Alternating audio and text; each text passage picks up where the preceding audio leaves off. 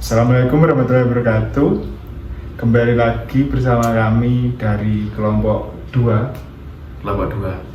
Kami di sini ingin membahas tentang konsep pendidikan berdasarkan kepada konsep Ki Hajar Dewantara.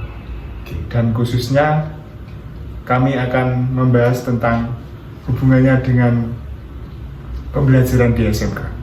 Baik, untuk podcast kali ini kami kedatangan narasumber langsung dari SMK 3 Surabaya dan SMK 5 Surabaya. Silakan perkenalkan diri masing-masing. Terima kasih Mas Bintang. Perkenalkan, nama saya Yudhistira Agnologito. Lebih tepatnya bukan guru Mas, saya. Gimana, Jadi saya PPL, PPG di SMK Negeri 3 Surabaya. Kemudian Mas. Ya, nama saya Gilang Andi Putra dan saya juga sama seperti Mas Yudis. Saya merupakan PLP dari PPG Prajabatan atau calon guru dari UNESA untuk tahun 2024 ini. Di SMK 5. Jadi kebetulan ini Masnya sedang PPL di SMK 3 dan SMK 5. Iya. Itu. Baik, jadi gini Mas. Ini ada beberapa pertanyaan yang ingin saya tanyakan kepada jenengan sedoyo. Pertanyaannya tentang konsep pembelajaran Ki Hajar Dewantara. Mungkin di sini Masnya sudah familiar pastinya sudah familiar dengan konsep pembelajaran tersebut ya Mas? Ya, kebetulan ya di PPG ini ya kita mempelajari tentang konsep Ki Hajar Dewantara. Ya kebetulan sedikit insya Allah tahu. Oke. Mungkin kita mulai saja Mas. Oke, baik Mas. Di sini saya ingin menanyakan tentang menurut Anda konsep pembelajaran Ki Hajar Dewantara yang terkait dengan ing ngarsa sung tulodo itu yang seperti apa yang Anda terapkan? Ing ngarsa sung tulodo ya. Jadi itu pemikiran saya itu mengajar pemikiran ing ngarsa ing sung tulodo itu mengajarkan tuh bahwa guru, kita sebagai guru itu kita harus menjadi teladan bagi siswa. Ya, bukan begitu Mas? Ya. Bilang? Seperti halnya juga seperti guru, digu dan tiru. Oh iya, benar. Diambil dari kata sana. Jadi Digugulan ditiru. digu dan ditiru. Jadi bagaimana tingkah laku guru itu nanti akan ditiru yang baik-baiknya. Sehingga kita cenderung nanti sebagai guru di sekolah itu memiliki tanggung jawab untuk memberikan contoh-contoh yang baik kepada siswa-siswa atau peserta didik di sekolah. Itu yang tadi ing ngarsa Sung tulodo ya Mas. Iya. Saya juga pernah dengar kata-kata dari dosen saya Prof Joko tentang pembelajaran mengenai konsep Ki Hajar Dewantara itu mengenai prinsip among, ngemong, dan apa Mas kalau itu? Nah, kalau menurut saya among dan ngemong itu kan bagaimana kita sebagai guru juga mengemong, kan dasarnya mengemong. Seperti menggendong bayi atau menjaga. Di sana kita menjaga sembari mengajarkan. Jadi ada koridor-koridor di sana siswa itu kita arahkan. Kita sebagai guru juga sebagai seorang fasilitator memberikan fasilitas kepada murid untuk belajar. Namun kita juga mengarahkan seperti itu. Jadi mengarahkan siswa tapi tidak terlalu mengekang seperti itu. Jadi siswa juga memiliki kebebasan untuk belajar, mengenal lingkungannya, pembelajaran dan sebagainya. Berarti itu masuk di dalam konsep ing ngarsa sung tulodo itu tadi. Menurut saya masuk karena kembali lagi guru sebagai teladan di sana bagi siswa mencontohkan. Di sisi lain juga kita yang menjaga siswa atau mengomong siswa itu memberikan contoh bahwa kita sebagai tenaga pendidik itu dalam mengajarkan sesuatu itu kita harus telaten dan benar-benar menjaga seperti menjaga bayi. Oh ya, paham. Dan kemudian ini kan Mas Yudis dan Mas Gilang kebetulan kan sedang PPL di SMK 3 Surabaya dan 5 Surabaya kan ya Mas? Ya. Nah, di sini apakah Anda menemukan contoh dari konsep ing ngarsa sung tulodo saat Anda melaksanakan PPL? Kalau di SMK Negeri 3 Surabaya itu kebetulan juga sudah menerapkan konsep ing ngarsa sung tulodo itu, Mas Bintang. Ya. Jadi di sana gurunya itu mencontohkan yang baik-baik. Gurunya datang jam 6:30 itu sudah telat katanya orang sana itu. Jadi memang itu kebiasaan diterapkan itu semenjak dahulu. Jadi guru 6:30 itu paling lambat datang di sekolah. Terus guru setelah parkir itu biasanya menyambut siswa di depan sekolah di pos satpam itu. Jadi menyambut siswa bagaimana mencontohkan yang baik. Jadi datang tidak terlambat, pagi, jadi sudah rapi datang di sekolah itu. Terus yang di kelas juga beliau-beliau itu tadi menurut saya juga bagus, patut untuk dicontoh. Jadi beliau di kelas itu mengajarkan bukan hanya tentang pembelajaran yang harus diajarkan, jadi juga mengajarkan tentang sikap, terus layaknya sebagai manusia, memanusiakan manusia itu bagaimana, karena kan siswa kita kan mengajar di SMK ya. Jadi kan outputnya nanti bakalan di pabrik atau di perusahaan ataupun pekerjaan yang lain. Nah, itu diharapkan itu bisa menjadi bekal untuk nantinya mereka bekerja, siswa tersebut itu. Kalau di SMK 3 seperti itu, Mas. Berarti seperti gurunya menerapkan kedisiplinan Iya. supaya bisa dicontoh oleh siswa. Iya.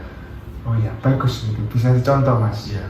Jadi pada intinya di sini saya menangkap dari pengalaman jenengan. Di sini konsep ing ngarsa sung tulodo itu sangat berpengaruh bagi perilaku siswa ya, Mas. Ya, Bisa mendisiplinkan, Iya. bisa seperti mengatur siswa, menyontohkan yang baik. Iya. Seperti itu ya, Mas. Jadi Teladan. konsep ini itu sebenarnya sangat relevan untuk mengatasi perilaku anak yang biasanya kan anak SMK itu kan sedikit bandel, Iya. sedikit. Soalnya kan ya tahu sendiri lah ya, anak SMK seperti itu. Lebih ke kreatif mereka ini. Lebih kreatif dari Selalu ada aja. Ini sebentar, Mas Bintang. Saya sambil Silakan, ngopi Mas, sarapan silakan. ya. Bisa, boleh. Jadi santai aja di sini ya. Santai, Mas. Ini sambil ngobrol-ngobrol, sharing pengalaman. Iya. Kita kan sama-sama belajar. Iya. Ya, kemudian di sini kan ada lagi ya, Mas, konsep Ki Hajar Dewantara, yaitu ing madya bangun karso. Iya. Kalau menurut jenengan ing madya bangun karso itu dalam pendidikan itu yang seperti apa, Mas? Kalau menurut saya, apalagi di SMK 5 Iya. yang basisnya atau basicnya itu untuk di dunia industri ya. Ya, Mas. Jadi guru di SMK 5 sendiri itu dalam pembelajarannya atau proses pembelajarannya sering melakukan atau menceritakan bagaimana dunia kerja di industri. Hal tersebut dilakukan oleh guru untuk memotivasi siswa.